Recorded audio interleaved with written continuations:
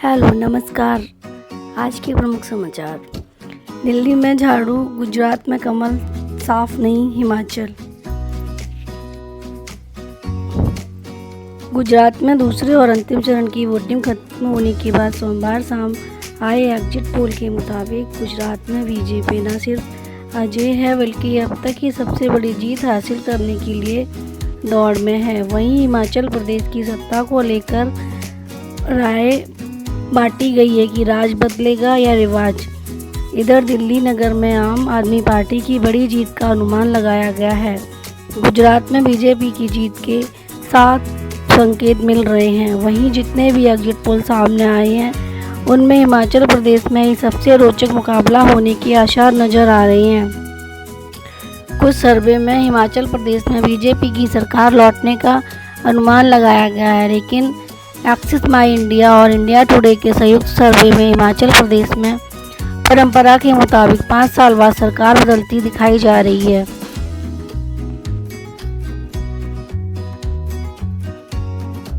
दिल्ली नगर निगम के चुनाव में सभी एग्जिट पोल में दिल्ली की सत्ताधारी आम आदमी पार्टी की अजय बढ़त का दावा किया गया है। आम आदमी पार्टी यह चुनाव जीतती है तो दिल्ली विधानसभा के बाद बीजेपी नगर निगम से गायब भी हो जाएगी। एमसीडी में 15 साल से अपना दबदबा बनाए रखने वाली बीजेपी को अलग अलग एग्जिट पोल में 94 सीटें मिलने का अनुमान लगाया गया है। आपको 250 में से 140-175 तक सीटें मिल सकती हैं। यह बहुमत के लिए जरूरी 126 सीटों से कहीं ज़्यादा है। सभी सर्वे में हर बार की तरह कांग्रेस पार्टी को दिल्ली में सबसे कम सीटें मिलने का अनुमान लगाया गया है।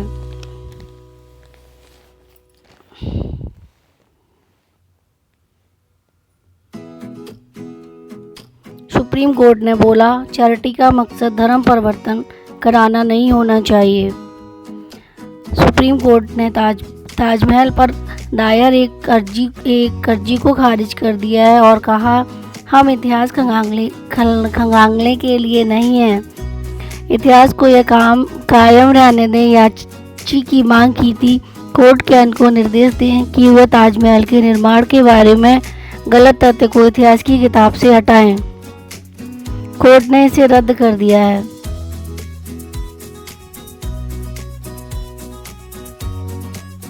सुप्रीम कोर्ट ने बोला है, जो जरूरतमंद गरीब की मदद करना चाहता है, लेकिन इसका मकसद धर्म परिवर्तन कराना नहीं हो सकता है।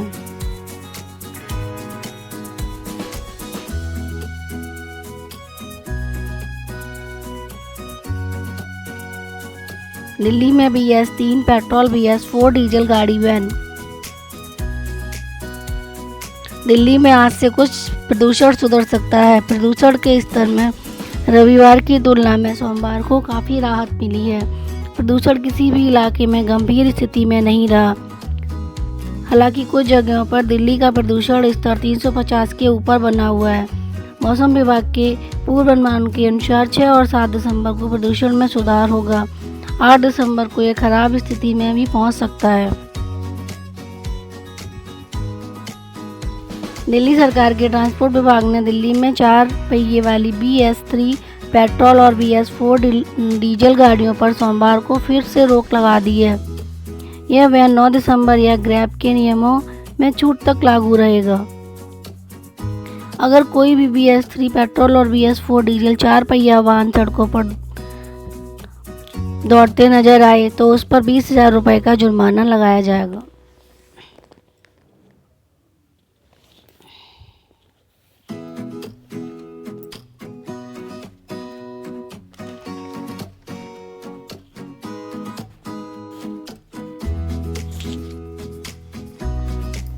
सर्विस सेंटर में ग्रोथ 3 महीने के हाई लेवल पर। पिछले 16 माह से मजबूत है सर्विस से PMI सर्विस सेंटर का प्रदर्शन। डिमांड तेजी जारी रहने से सर्विस सेक्टर में भी तेजी का दौर जारी है। नवंबर में S&P ग्लोबल का सर्विस सेक्टर का परिचेंजिंग मेकर्स इंडेक्स 56.4 अंक पर पहुंच गया है। अब यह 3 माह का उच्चतम स्तर है। अक्टूबर में सर्विस सेक्टर का PMI 55.1 अंक पर था। तकनीकी रूप से सर्विस सेक्टर का PMI पिछले 16 माह से मजबूत बना हुआ है और यह 50 अंक से ऊपर पर बरकरार है।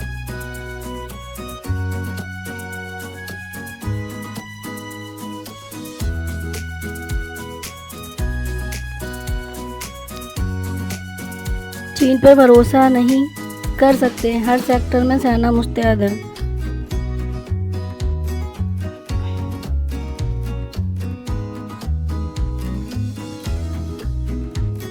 उत्तराखंड की औली में भारत और अमेरिकी सैनिकों ने 15 दिन का साझा युद्ध अभ्यास किया।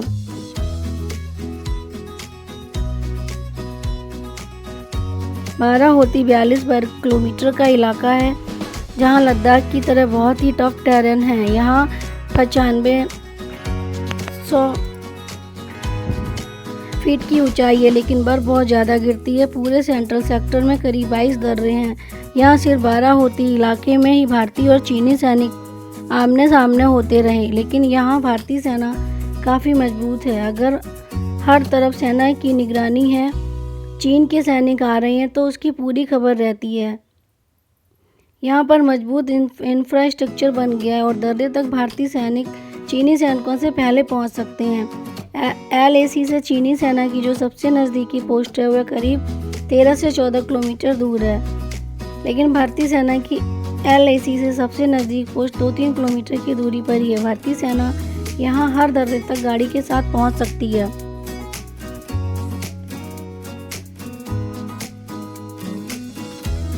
सेनेगल को आसानी से मात देकर क्वार्टर फाइनल में पहुंचा।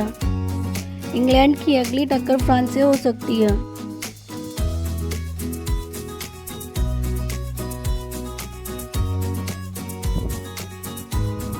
इंग्लैंड और फ्रांस के बीच मुकाबला में टूर्नामेंट के टॉप स्कोर किलियन एम्बापे और बेलिंगम जैसे उत्कृष्ट खिलाड़ियों को खेलते हुए देखने का मौका मिलेगा। एम्बापे ने पोलैंड के खिलाफ प्री क्वार्टर फाइनल में फ्रांस की 3-1 की जीत में 2 गोल सहित इस साल विश्व कप में कुल 5 गोल किए हैं। इससे पहले सेनेगल ने गोल करने के अधिकतर बेहतर मौके बनाए थे, लेकिन उसे सफलता नहीं मिली। इस्माइला सार का करीब से मारा शॉट गोल पोस्ट के ऊपर से बाहर निकल गया।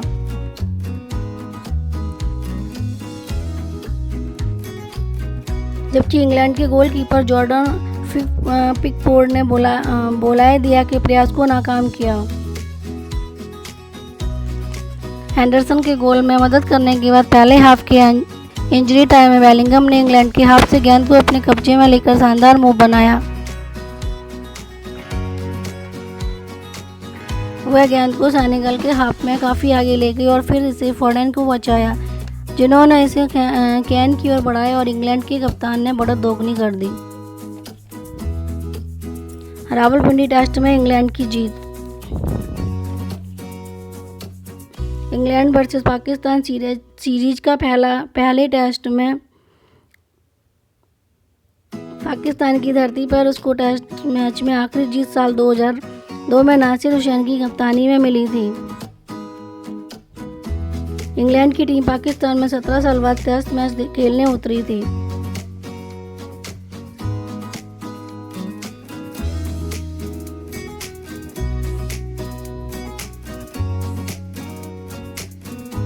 इंग्लैंड ने टेस्ट क्रिकेट में आक्रामकता की अपनी रणनीति की एक और झलक पेश करते हुए सीरीज के पहले टेस्ट के 5वें और अंतिम दिन के अंतिम सेशन में पाकिस्तान को 74 रन से हराया।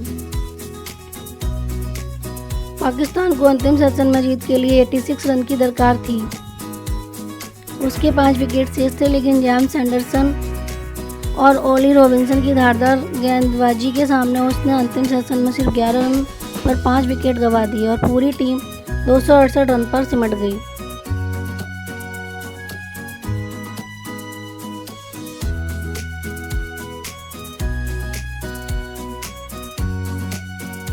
पाकिस्तान की ओर से पदार्पण कर रहे बाएं हाथ के बल्लेबाज सऊद शकील ने सर्वाधिक 76 रन बनाए।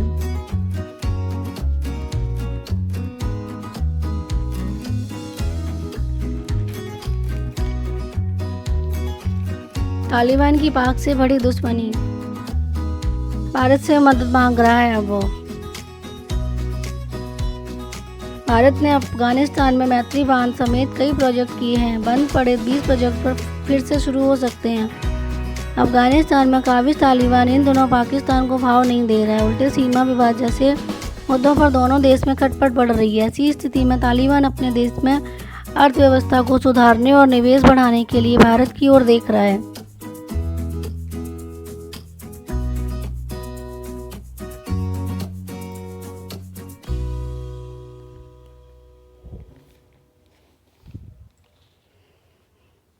यमुना एक्सप्रेसवे पर 15 दिसंबर से घट जाएगी गाड़ियों की रफ्तार।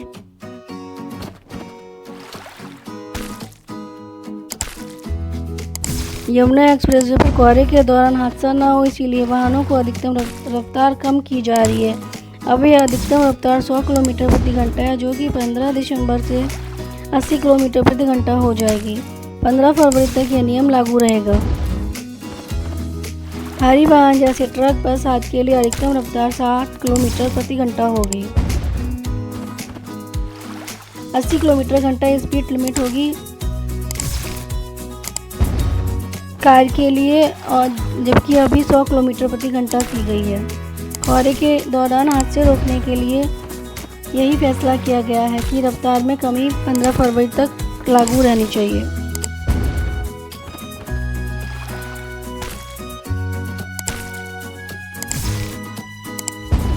Thank you. हमारे चैनल को कमेंट करें, सब्सक्राइब करें और ढेर सारे लाइक करें।